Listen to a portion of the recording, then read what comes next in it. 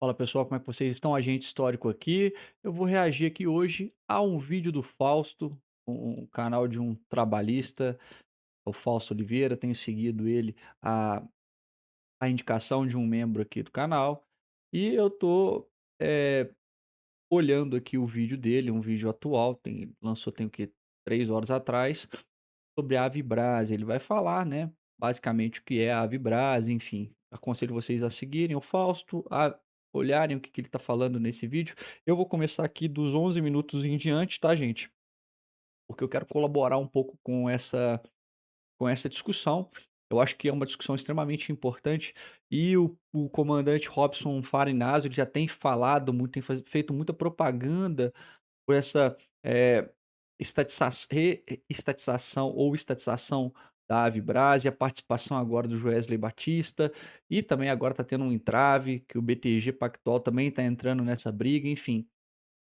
E o Fausto ele vai dar as informações necessárias para vocês terem, né, um preâmbulo aí de qual é a discussão. Mas é importante que vocês leiam as notícias, se atentem, tá gente? A Avibras, para quem não sabe, ela cria, mísseis, tá, gente.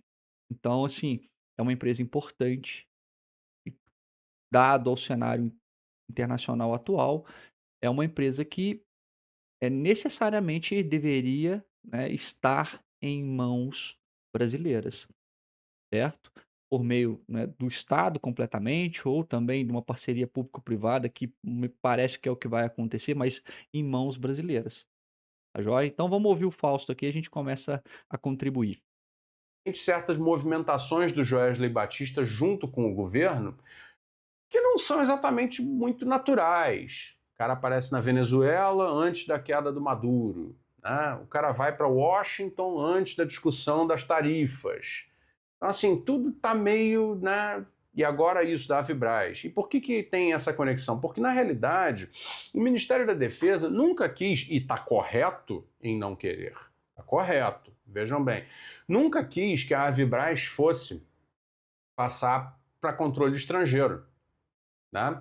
Tá aí para quem, né? Inclusive tem um camarada a quem eu me dirijo aqui agora, não me lembro exatamente o nome dele, que vive me cobrando nos comentários do canal sobre Forças Armadas. Na opinião dessa pessoa, as Forças Armadas são 100% entreguistas, são 100% antinacionais, são 100% corruptas. Então tá. Bom, o Ministério da Defesa. É isso, né, que o cara cobra o Fausto aqui nos comentários, isso não se, verifica na realidade, tá, gente? A formação, eh, acadêmica do exército brasileiro é historicamente legalista, mesmo que algumas pessoas, alguns entes, geralmente não seguem esse tipo de formação, mas ela é sim, tá? E a tentativa de golpe aí que foi frustrada, principalmente com a não adesão do Freire Gomes, que era o general, à frente do exército na época, mostra isso, tá, gente? Dentre tantos outros aí militares que estiveram aí confrontando essa tentativa de golpe. Então, basicamente, a formação do exército, ela é legalista, tá? Mesmo que tivéssemos ou tivemos episódios que mostram o contrário na história do nosso país. Então o Fausto tá correto nisso, tá, gente? Tá correto nisso. E eu acho que falta muito para a esquerda englobar, tá, o exército, certo? Dentro desse tipo de projeto. E eu acho que é uma decisão acertada do governo atual, fazer esse tipo de planejamento, utilizando-se do exército, utilizando-se, né, do Ministério da Defesa e também agora do próprio Joesley Batista, e eu vou dar minha contribuição aqui. Eu acredito que o Joesley Batista, tá, gente, apesar dos acordos aí de leniência, enfim, o Joesley Batista é alguém agora que está sendo utilizado pelo Estado brasileiro, tá? Talvez ele não tenha sido utilizado no governo Bolsonaro, o que é, assim, uma loucura, certo? Mas está sendo utilizado agora. E por quê? Porque o Joesley Batista, ele entra em lugares aonde o governo, ou seja, o Estado não entra. Ele tem redes de contatos que o Estado não tem. E por que que eu falo isso? Porque o Joesley Batista ele vai negociar, certo? É tanto no atacado quanto no varejo, ele é um nome conhecido, certo? E muitas vezes a marca dele também gera um certo nível de dependência, que foi o que aconteceu lá nos Estados Unidos. A marca dele gera um nível de dependência ao qual, certo, ele, por meio dessas redes, ele conseguiu chegar aí até setores de poder dentro da estrutura norte-americana e mostrar que, ó, vai ser ruim para os negócios. Isso é importante, gente, a gente não pode negligenciar isso não. Tudo que o Estado brasileiro possa fazer para garantir os nossos interesses deve ser feito, deve ser feito. A gente não pode ficar com demagogia não, a gente não pode ficar com, um um idealismo, né, no sentido de achar que tudo vai ser, conforme a teoria. E não é bem assim, o mundo não é assim. Então, de certa maneira, a participação do Wesley Batista nesse sentido ela é extremamente importante. E dá para perceber que ele é um agente muito importante nessas redes internacionais. Então o Brasil deveria usar ele como um interesse nacional e, ó, nesse sentido eu estou totalmente a favor. Devemos resguardar os interesses nacionais e eu concordo com o Fausto aqui. Né? Não queria, e isso quase ocorreu, que a Avibraz fosse para uma empresa da China ou para uma empresa dos Estados Unidos. E o Ministério da Defesa estava absolutamente correto nisso. E, de Perfeito. fato, agora o ministro José Múcio, né, pode contabilizar isso como um sucesso da sua gestão. Por quê? Porque a Avibraz está agora reservada para mãos nacionais. Wesley Batista vai ser um dos controladores, o Fundo Brasil Crédito vai ser outro dos controladores, são dois brasileiros, então parece que de fato vamos manter como nacional a principal empresa de material bélico de indústria de defesa brasileira. Ministério da Defesa, tá gente, a minha humilde opinião é que, deveria sempre estar em mãos nacionalistas, tá. Sejam elas civis, na figura do Múcio, ou até mesmo militares. Sei que a gente tem uma herança dos períodos militares, né, da ditadura, e aí a gente tem preferido pessoas civis no Ministério da Defesa, mas eu não vejo como um problema ter alguém que seja militar e defenda, o interesse nacional não, tá. Então isso é uma coisa que poderia ser acordada também, que eu não vejo problema nenhum. Que é de fato algo a se celebrar, né? É algo a Perfeito. se celebrar. Então parece que de fato a entrada do Joesley Batista pode ter a ver com os 10 bilhões que ele ainda tem que pagar de acordos de leniência pela JF, acordos celebrados com o Ministério Público Federal, né, ainda por conta da Lava Jato. Pode ser que a entrada dele deva-se, em alguma proporção, né, a este caso, em função do fato de que havia o interesse do governo federal de que algum empresário brasileiro garantisse a nacionalidade Uhum. da Avibraz. Tá? Então pode ser que isso explique a preferência repentina do Joesley Batista, assim como, por exemplo, eu não acho que Venezuela seja um destino turístico, né, assim, dos melhores, né, para um grande empresário como ele, justo logo antes de haver uma crise política, né? Ou Washington para conversar com, né, emissários, ou melhor, com ele ser emissário do Brasil para conversar com o Departamento de Comércio, esse tipo de coisa, justo antes da ida do Lula para negociar a tarifa. Então essas coisas podem estar todas no mesmo bojo, no mesmo Uhum. pacote. Tá? Tudo isso, claro que eu estou falando é especulação, eu não tenho como afirmar nada, eu estou apenas ligando pontos, né, para a gente compreender aqui juntos uma situação que diz respeito a uma empresa muito relevante, muito importante, né, da história do Brasil, nossa principal, né, indústria bélica, sobrevivente aí dessas muitas desindustrializações em ondas, né, que nós temos visto no Brasil. Muito bem. Aí, novela, como no Brasil, país noveleiro, né, não acaba nunca. Aí surgiu agora um novo interessado na questão Avibraz. E adivinhem quem é ele? Hum. O BTG Pactual, do banqueiro André Esteves. Sim, ele mesmo. Ele mesmo. Né? Como é que o BTG Pactual entra nesse negócio? Recentemente, o departamento jurídico do BTG Pactual começou a jogar muita desculpa a palavra, não tenho muito outro o que dizer, começou a jogar merda no acordo feito da recuperação judicial, questionando a própria legitimidade do tal do Fundo Brasil Crédito para operar. Qual a razão? A razão é a seguinte: em nome de 40 milhões de reais, míseros 40 milhões de reais, míseros, faço questão de dizer, não estou falando de bilhões com B, estou falando de milhões com M, 40 milhõezinhos de reais, que para o Banco BTG Pactual são o mesmo que nada, né? Em nome disto, o BTG Pactual colocou a sua artilharia jurídica para ir para cima desse acordo que pode salvar a Avibraz. Qual a razão? Houve, naquela Hum, transferência de ativos da antiga Avibraz para a nova, tá? Houve algo que pode, de repente, um dia, quem sabe, talvez, ninguém tem certeza, se tornar não pagamento de certas dívidas da antiga Avibraz.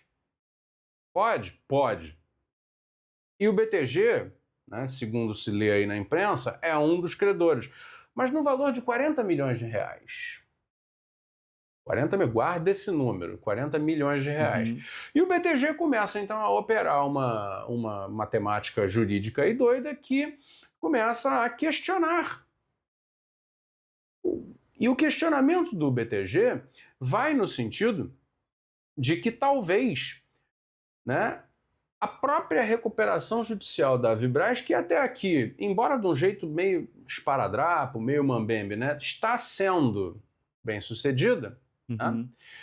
esse interesse do BTG, alegadamente por apenas 40 milhões de reais, né, ao mesmo tempo que ele pode ter uma fumus boniuris aí, né, assim, uma aparência de bom direito, né, de boa, né, razão jurídica, Uhum. pode também significar o puro e simples interesse de bloquear, brecar mesmo a recuperação judicial. Então eles estão indo direto em cima do tal do Fundo Brasil Crédito, questionando eles sobre isso. E por que então eu falei que os 40 milhões de reais são miseráveis quando se trata de BTG Pactual? Porque o André Esteves vai para a guerra, meus amigos, como tem ido contra o Banco Master, quando se trata de bilhões, né? Ele foi para a guerra contra o Banco Master, ele está lá querendo assassinar a reputação do Vorcaro e, Uhum. né, acabar com o Banco Master, etc, etc. Foi o trabalho que ele fez e aí pressionou o Banco Central para a liquidação do Banco Master, etc, etc, etc.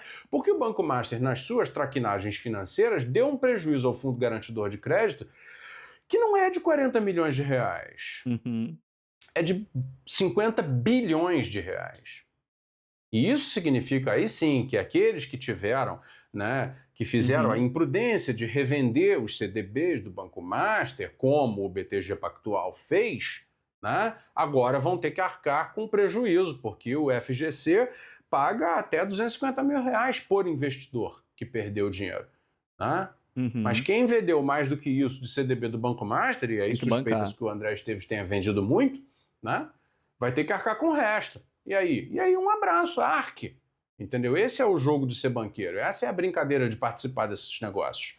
Entendeu? Agora, me diga uma coisa: se ele vai para a guerra por um prejuízo bilionário, e aí ele tem toda a razão de ir para a guerra por um prejuízo bilionário, o que leva ele, por 40 milhões de reais, a dedicar energia e tempo do seu departamento jurídico para ir para cima de uma empresa como a Avibraz?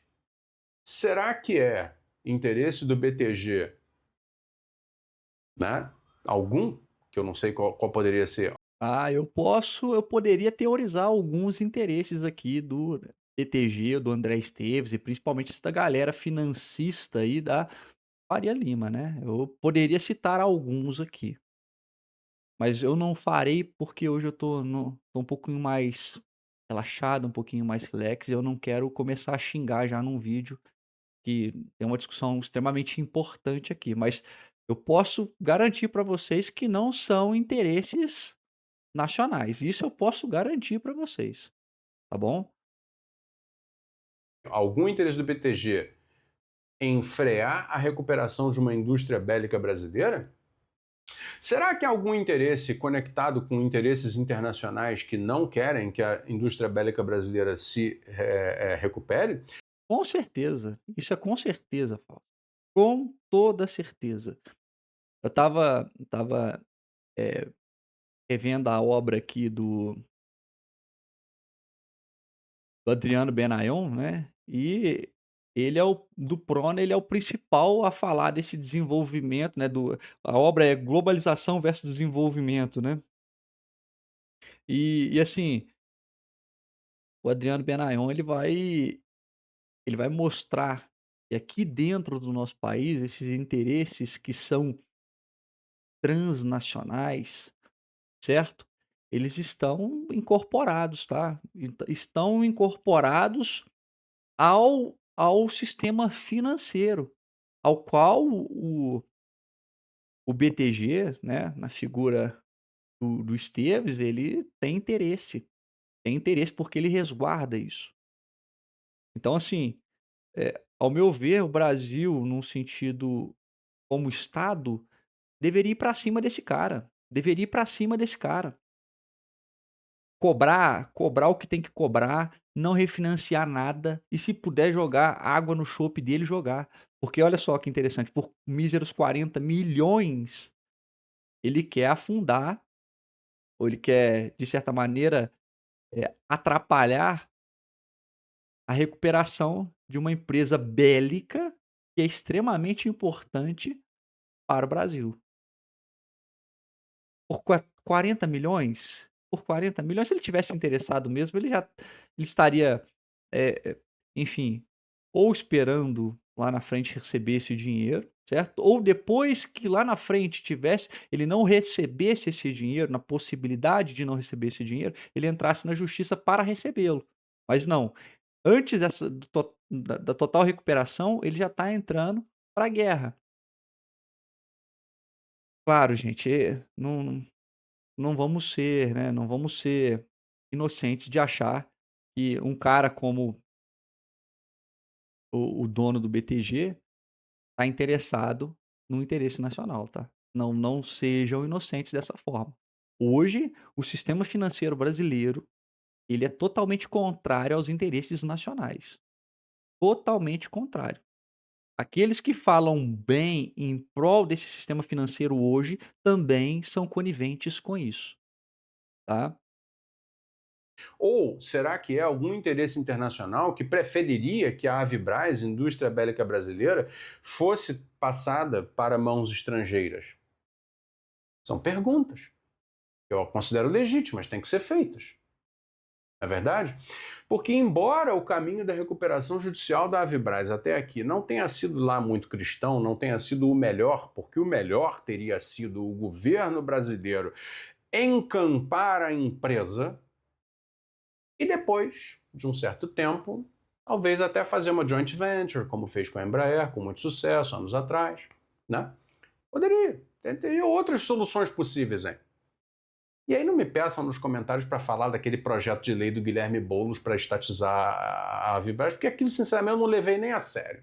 Entendeu? Não dava para levar a sério um projeto para inglês ver, que foi feito, enfim, com Uhum. finalidades, a meu ver, políticas. Né? Com Então não certeza vou, políticas. né, considerar aquilo, tá bem? Então não é disso que eu estou falando aqui. Mas o governo federal deveria ter feito um outro caminho para salvar a Vibraz, que era o caminho da simples estatização, salvar a massa falida. Não precisaria haver nenhuma transferência Uhum. de ativos para um novo CNPJ, nada, era o mesmo CNPJ, afastava o João Brasil, fazia um trabalho de recuperação econômica da empresa a partir da sua própria potencialidade, mandava emissário comercial para fazer os contratos, ver quais são, fazer o raio-x dos contratos e ver o que precisa entregar, entrega, recebe, o que tem, né, contrato para terminar, concluir, contratar, vai mandar a Apex, finaliza os contratos, bota a empresa para funcionar de novo, financia, vende, depois a empresa estiver caminhando com as próprias pernas, ela vai para frente, faz uma joint venture com alguém e pá, beleza, passa a ser uma sociedade de economia mista, a mais.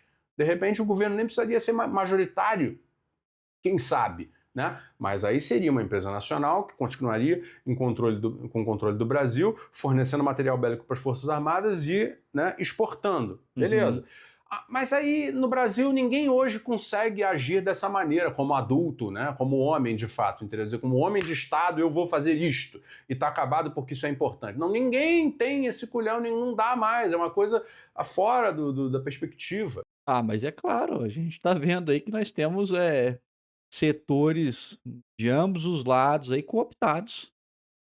Vocês acham que o André Esteves né, ele tá só na direita? Tá em todo lugar, tá em todo lugar. E não é à toa a participação dele e do BTG para colocar água no chope né, dessa recuperação da Avibras não, gente. E todo aquele brasileiro que minimamente se sente nacionalista deveria defender a Avibras. Deveria defender a Avibras. E ficar com olhos muito abertos, principalmente para esse setor financeiro brasileiro, tá? E não tem nada de nacionalista.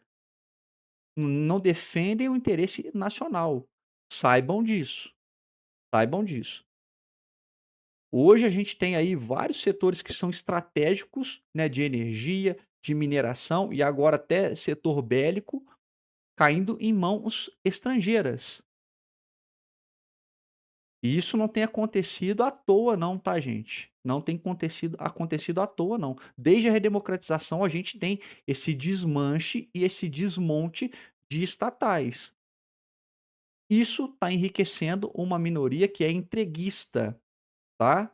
E se a gente não reformular isso, se a gente não ir para cima dessas pessoas, não vai ter um futuro para o nosso país. Vai ser subserviência. Seja uma subserviência pelo medo, ou seja, militar, pelos Estados Unidos, ou uma subserviência econômica à China. Aí vocês podem escolher. Porque hoje a escolha é essa, tá? A escolha é essa. E eu vou fazer outros vídeos também mostrando como o Brasil tá nesse radar aí dos Estados Unidos. Isso sem, né, só teorizando de que o BTG tá defendendo interesses norte-americanos aqui, tá bom? Então, esse era o vídeo que eu queria trazer para vocês. Espero que vocês tenham gostado. Acompanhe aí o canal do Fausto. Tenho visto os vídeos dele, assim, bem inteligentes, bem articulados, e eu acho que é importante todo canal que se diz nacionalista falar um pouco sobre a Avibras, a importância da Avibras, tá? Não só economicamente, mas principalmente estrategicamente para o nosso país. Nós estamos vendo o que está acontecendo no mundo aí. E se a gente não quer ser vassalo, eu não diria nem vassalo, né? Porque a nossa relação seria de servidão mesmo a outro país, a gente tem que abrir os olhos. Perfeito? Pessoal, muito obrigado. Até uma próxima. Segue o nosso canal, tá? E curte o nosso vídeo. Até uma próxima. Abraço.